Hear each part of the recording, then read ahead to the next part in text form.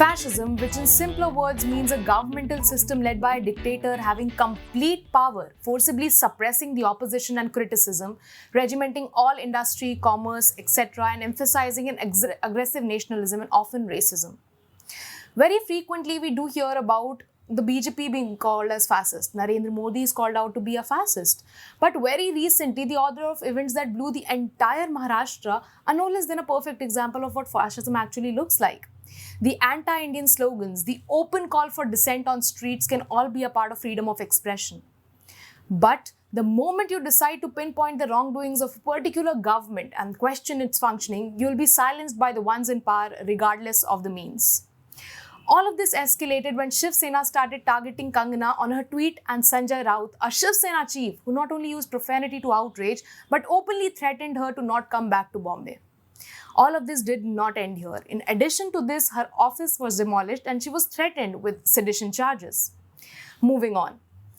A veteran of the Indian Navy was attacked with Shiv Sena goons in Maharashtra on Friday for sharing a cartoon on WhatsApp. On one hand, the party chief sets up an image of Gunda Raj by the usage of words. And on the other hand, the party workers also give solid proofs of the Gunda Raj in the state by beating up the veteran of an Indian Navy for merrily forwarding a satirical cartoon featuring Uddhav Thackeray and his allies Sharad Pawar and Sonia Gandhi on WhatsApp. All tyranny in the state of Maharashtra under Shiv Sena government does not rest here. Proceeding with its usual demonstrations and intimidating of journalists, Shiv Sena on Thursday had asked the local cable operators in Maharashtra to boycott Republic Media. In a letter on Thursday, the Shiv Cable Sena, a partner to the Shiv Sena, asked the satellite TV networks to boycott Republic Media Network in Maharashtra. The Shiv Sena has additionally given provocations to either boycott the Arnab Goswami drove media organization or face outcomes. The Shiv Sena government has also captured reporters of Republic TV Group and imprisoned them without letting them have the benefit of legal plan of action. The list of endeavors by Shiv Sena to crack down the freedom of speech and expression have been endless.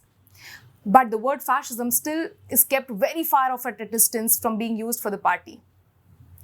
My question here goes out to all those chief propagators of freedom of speech and expression who don't really take a pause to shout out and fight fascism when it comes to BJP in a similar backdrop. But what's currently making these propagators let go of all that's happening in Shiv Sena driven Maharashtra as something not even close to fascism?